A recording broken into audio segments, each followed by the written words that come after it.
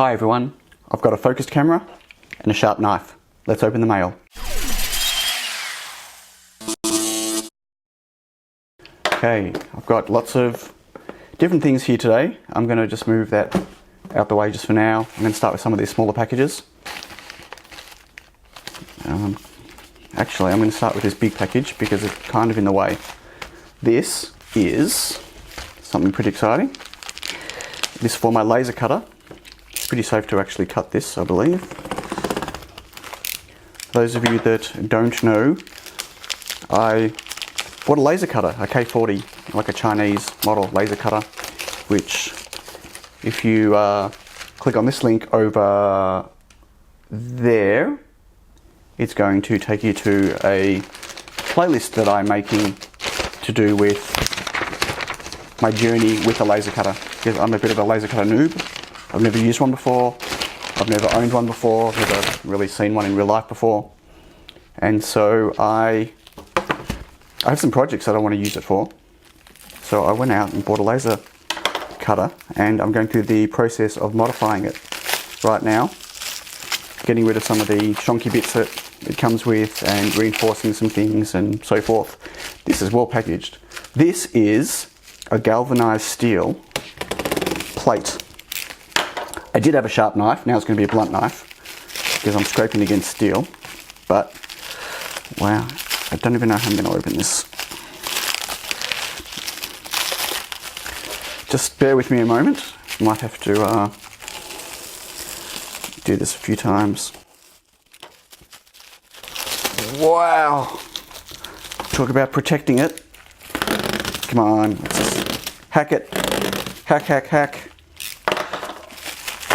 Hack the planet. That's better. Wow!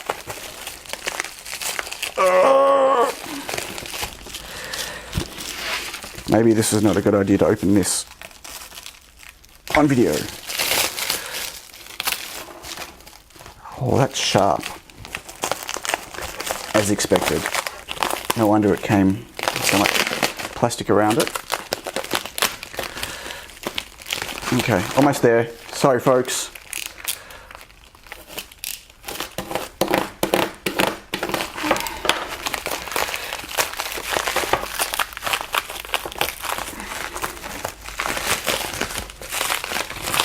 Yay!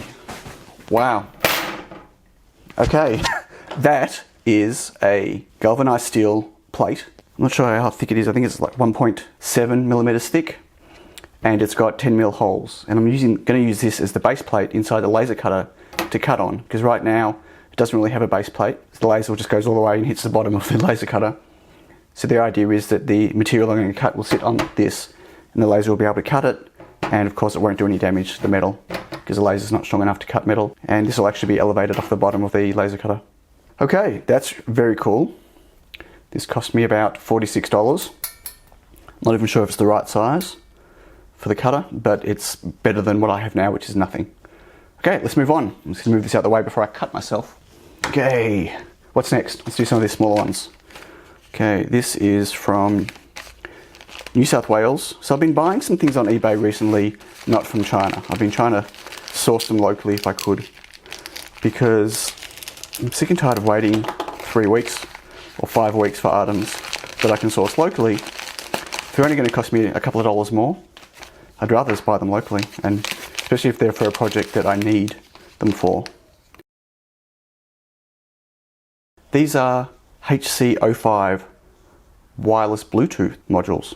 Let me just open the other one as well. They're exactly the same. But these are little wireless Bluetooth modules. And what you can do is plug them into a microcontroller and program them to communicate with each other.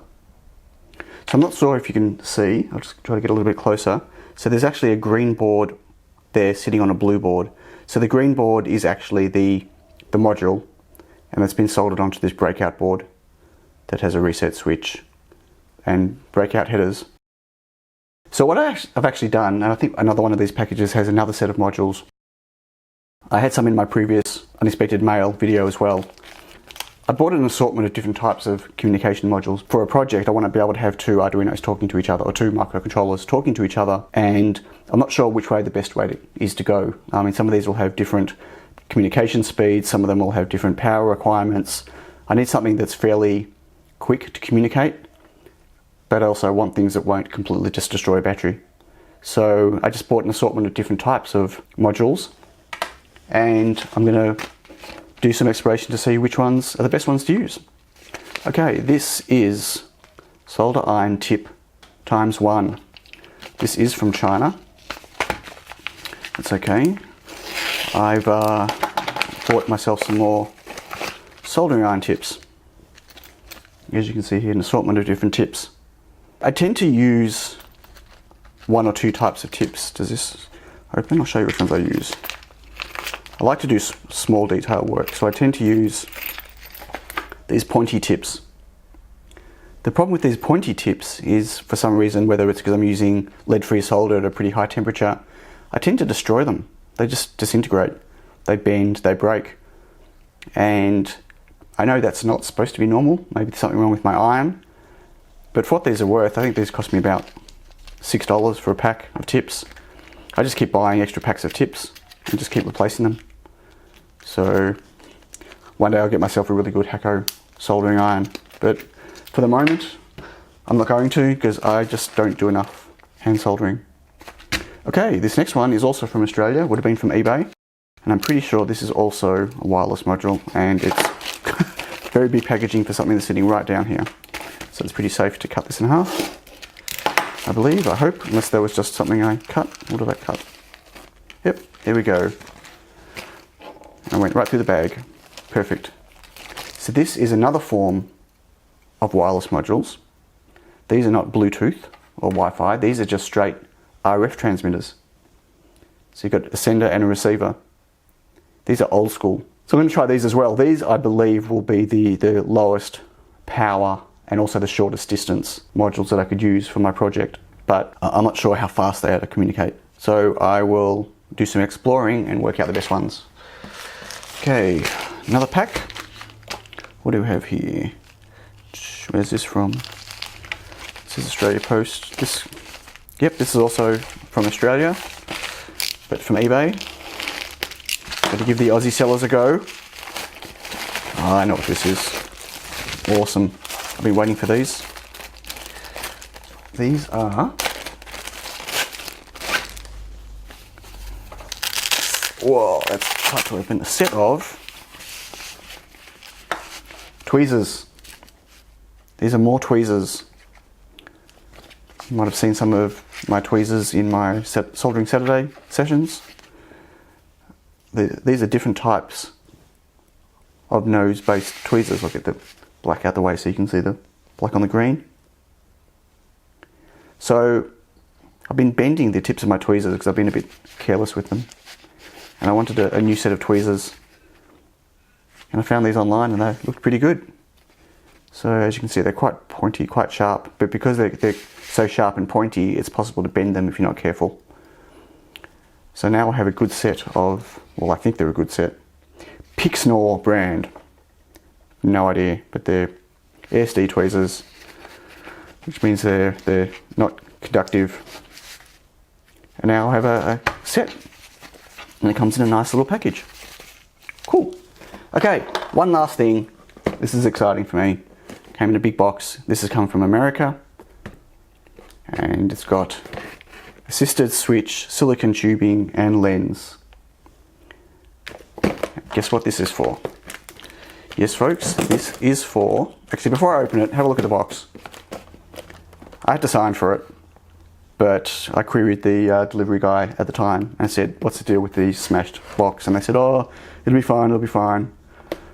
Had to sign for it because nothing else I could really do. I needed the parts that are inside it. And I'm pretty sure that the parts inside are not, they can't really be damaged from a squished box. But it's good to know that the 70 Australian dollars I spent on shipping for this, for priority mail, meant that it actually came in good condition, not.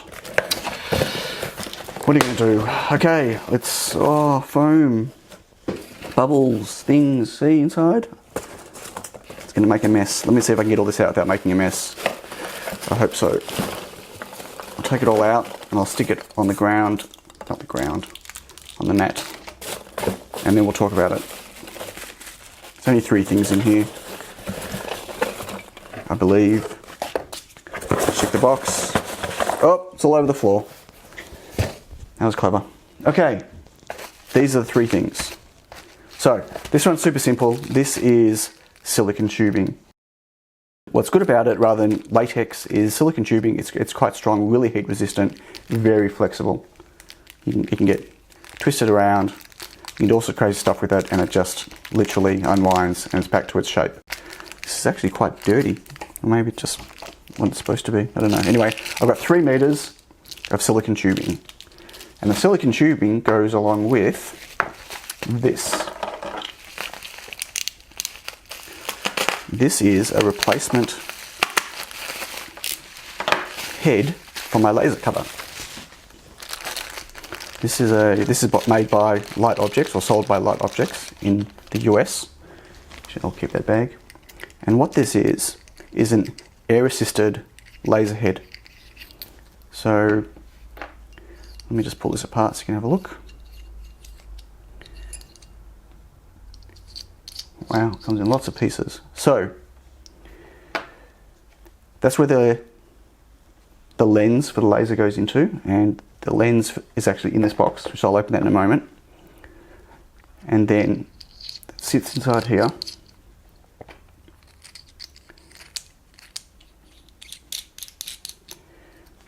And what happens is when this is put together and then this is screwed into place, a mirror goes here, and the mirror is actually in my current laser head. And so the laser comes through here, reflects off the mirror, and shoots down. Now, that's great. I didn't need a new laser head for that. The problem with a laser when you're cutting, for instance, plywood or anything that's potentially flammable, is it goes up in flames. So the laser's so hot that it's actually burning the wood. There's flames and there's smoke. So what this also has on it is an attachment for an air compressor, which is what the silicone tubing is for. Connects onto there. Oh, there's my hand in the way. Connects onto there. And what that allows me to do is push air into the head as it's cutting, blows air through the laser head and clears the flames and the smoke, which means not only does it prevent things going up in flames, so it's safer, but it also clears the smoke and the flames away from the laser, which means the laser has nothing in its way and it can do a better cut. So it means it can cut faster and cut cleaner. So that's the laser head. And inside here is a very expensive, high quality lens. Now, the reason I had to get a new lens is because unfortunately the lens that goes inside and fits in here is an 18mm lens, and the lens that comes with my cutter is a 12mm lens, so it actually doesn't fit inside here. And I would have had to hack the lens to get it to fit inside here, which means I'm potentially going to ruin the quality of the cut. So inside here, this is taped together. I might just show you what's inside. To be very careful, I don't want to damage it or dirty it. If I can open it. Well, inside here is, we can do this, see this on camera, is a lens. So that's what the laser shoots through, and it focuses the laser onto the item. So this is a 50.8, I believe, millimeter focal length. Let me just check the front. Yep, so it's an 18mm lens, and it's a focal length of 50.8mm. That means that the ideal cut position is the, hang on, let me just tape this up so I don't drop it. Just one side will do. Now I've got sticky tape stuck to me. So what it means is when the laser is sitting here and it's cutting down, that the item you want it to cut is 50.8mm away, and that would be the perfect focal point for the laser to cut with. You can actually get different lenses that have different focal lengths. You know, you can get certain focal lengths that work better with certain types of material or certain depths of material, but this is like a general size focal length, so it's a good place for me to start because I'm brand new to laser cutting and I have no idea what I'm doing. And so rather than going for a specialized lens, I just went for this. But this is quite an expensive lens, about $50 US, I believe, compared to the $10 ones you can get on eBay.